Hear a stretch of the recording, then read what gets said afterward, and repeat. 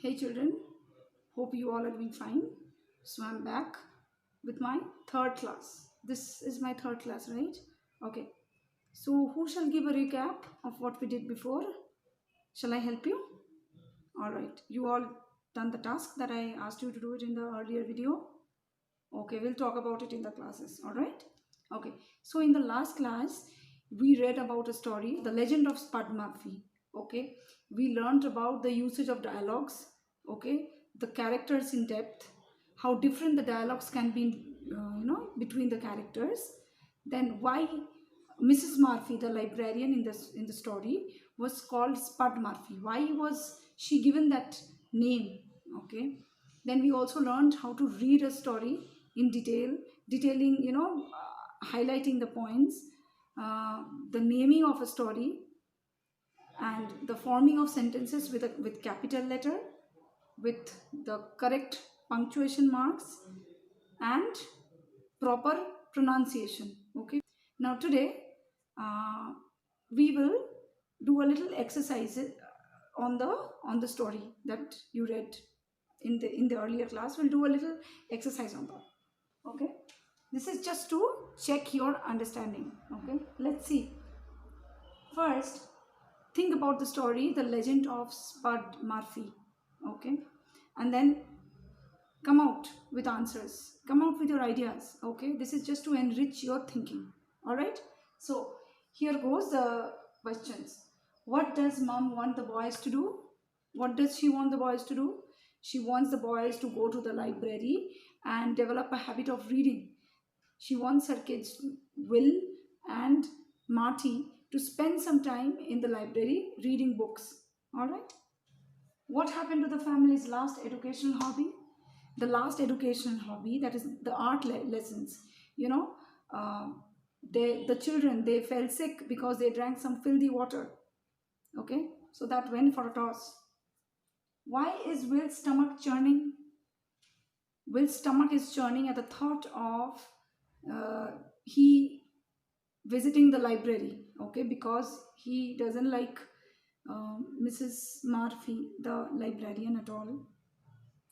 He loves to read books, but not in the library, especially not in the presence of Mrs. Murphy, the librarian. And also, if given a choice, he wants to have the experience of his own rather than read about it. Okay, so we'll go on to the next question. Who is Spud Murphy? Now, Spud Murphy, the name Spud is given by the children. Okay, so here the author calls her Spud Murphy. Her original name is Mrs. Murphy. She's an old lady. She's a librarian, and as described by the children, she's very strict with children. She doesn't like the children making noise, and the children think that she has a spud gun under her desk, and she, whenever a child makes noise, she shoots. Now this is crazy. Okay, this is just an idea of the children here. That's why she's called Spud Murphy. Now summarize Mum's and Will's description of Spud Murphy. Now here again there are two ways of looking at Mrs. Murphy, the librarian. Spud Murphy here. According to Mum, she thinks the librarian is a fine old lady. She has no complaints of the librarian. She's quite harmless. Okay, and she wants her children to spend some time in her library reading books. But according to the children, especially Will and Marty, they think Mrs. Murphy is a terror. They don't like her because according to them, she is not fond of children. She's always she's they name her a tracker of enemy countries, the children of enemy countries. So that's how the children think about this old lady, who is otherwise thought out to be very sweet by their mom. All right, you can also have your own points in your mind to summarize Mrs. Murphy point from mom's point of view and from the children, Will and Marty's point of view. Now, which is more likely to be accurate, like the mom's description or Will's description about Mrs. Murphy, Spud Murphy? Which you think is accurate?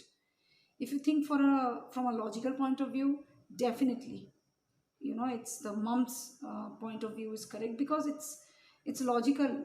An old she's a harmless old lady. Why would she point out a gun at somebody whom she doesn't like, or making somebody who's making noise? This is again a children's way of explaining her, because they don't like her.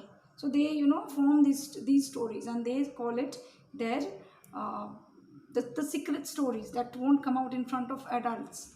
So from a child's point of view, this is correct. You may have your opinion, you may think that this is correct. This is completely your opinion, what you think, which is correct. All right. Now, how would you react if you were told to join your library? Do you like reading books? Each and every one of you. I'm asking, this question goes out to each and every one. If you like to read a book, you would, there's nothing not to like a library, but otherwise you're not fond of reading books, then it's the most, you would want to distance yourself from library. Isn't it so? Yeah, so that's about it. Now, we are done with the story. We will look at the grammar part, a little bit about the grammar part now, okay? So verbs, we read about nouns and adjectives. Now we'll go to verbs. What's a verb? A verb, it's a doing word. It denotes action or a state of being.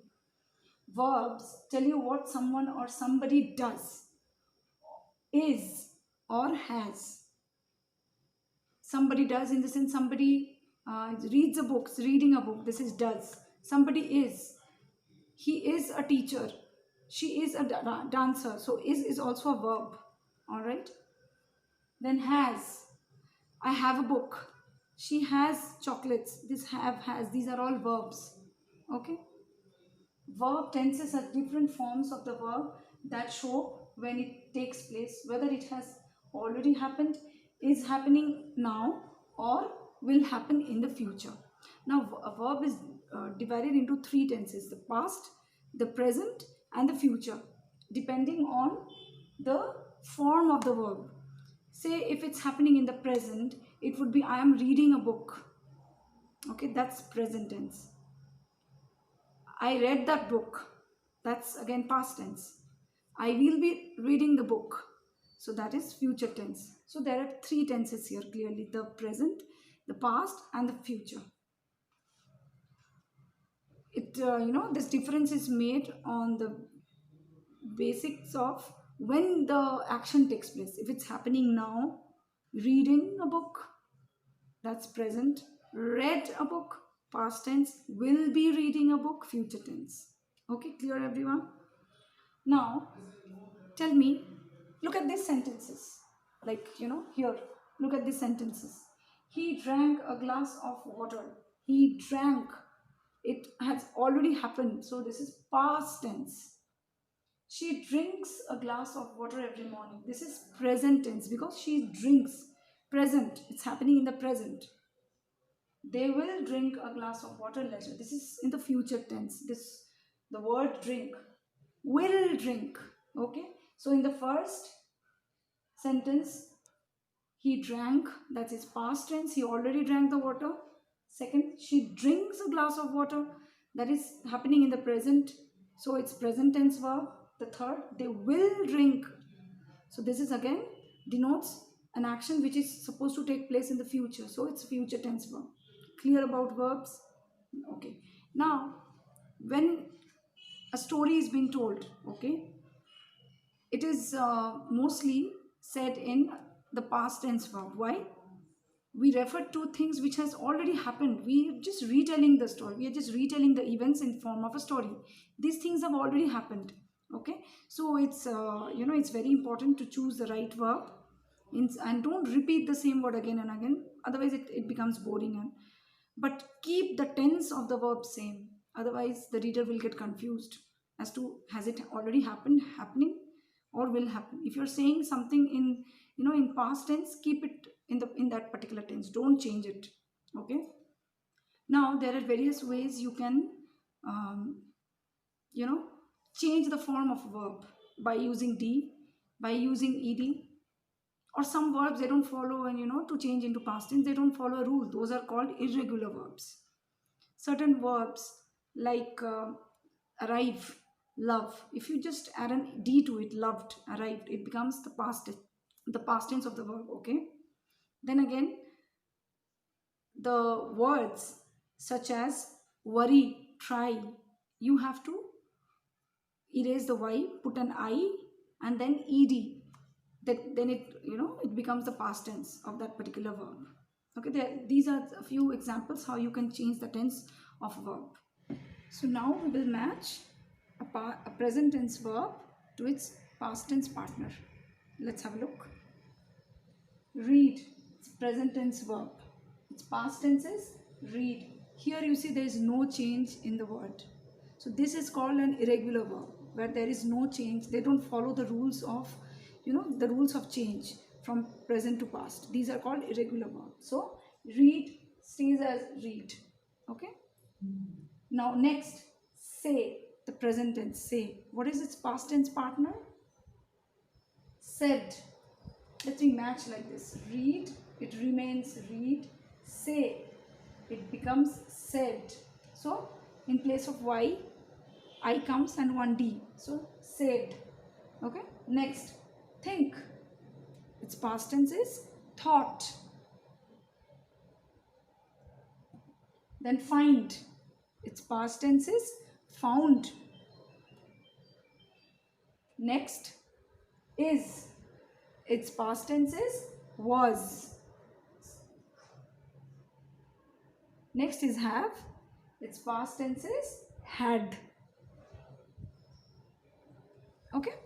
Now you have an idea of how this the verb it changes, the tense of the verb changes when I switch on from a present tense to the past tense. These were a few examples. All right. Now in the story, the legend of Spud Murphy. Okay. Think about the dialogues. Okay. What do you think, in which tense has been has the dialogues taken place, in which tense? Then think about the narrative part of it. The narrator says the story, right? There are the narrator uh, in the quotes, the dialogues between the characters, but it's a narrative again. So in which tense has the narration taken place? So what do you learn about the usage of verb tenses in a story? Now, the beginning of any story is also very important. It plays a very important role in grabbing the attention of the readers. How? So it should give enough information about the plot, the characters, and the settings. Okay, and it should keep the readers hooked on and wanting them to read on. All right. So let me look at a few points, okay, which will help you in writing a good beginning for a story. Reread the first sentence of the Spud Murphy extract and discuss how it grabs attention. So if you remember how the story begins, Marty, he recalls their educational hobbies and their art classes, how he fell sick drinking, filthy water.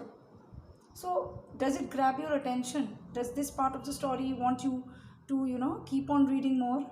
Does it say enough about the characters, the plot of the story, the setting of the story? Think about that. Next, predict the main characters and the main setting. The main characters in the story are the librarian, Will, the narrator, then Marty, mom and dad. Okay. Where do you get to know about the characters of the story exactly? Does it give you enough hint? The beginning of the story, does it give you enough hint about the characters to follow? Then decide if Spud Murphy will be more like the description given by Marty or his mother. Now there are two descriptions about Spud Murphy.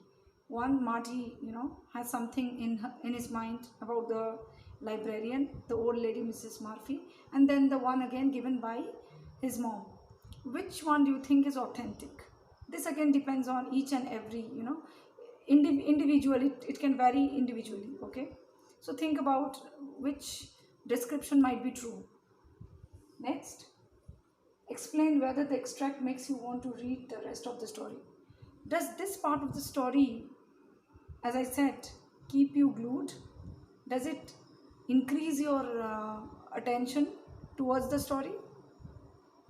Next, summarize your ideas in a few sentences to share with the class. So these are the few ideas which you can have. You can share it with your friends, whatever ideas you might be having. These are a few points to help you come out with your ideas. All right, now we will see learn about a story map. Okay, a story map gives us the framework in which the story unfolds. Okay, let's see how. This is an example of a story map. Okay, this is a story map. Okay, see the legend of Spud Murphy, the name of the story. What are the settings? Here you can have many settings in Will's home, library, etc. Then the main characters are Will, Spud Murphy. For example, I'm just taking two characters. Will, mad on horses. Then Spud Murphy. Who is she? She's a librarian and she carries a spud gun. That's a potato gun. Then again the plot of the story. Marty recalls their educational hobby. This is how the story map, is drawn. Now create a story map similar to this. Okay, use keywords to explain the plot, the characters, and the settings of the story. You can use nouns, adjectives, verb, and adverb.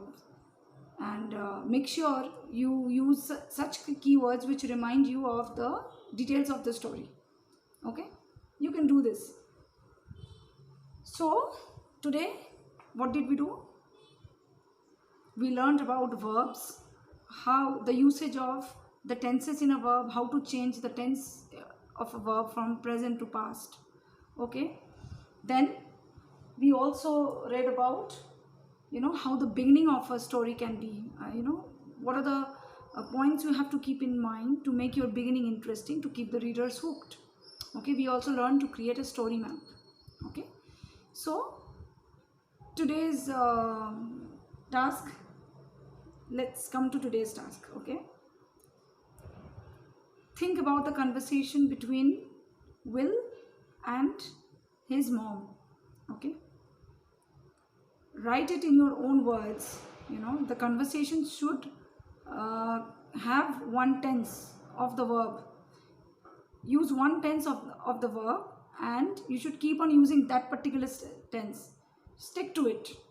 Okay, the conversation between Will and his mom. Okay, so write it in your own words. So that would be your task for today.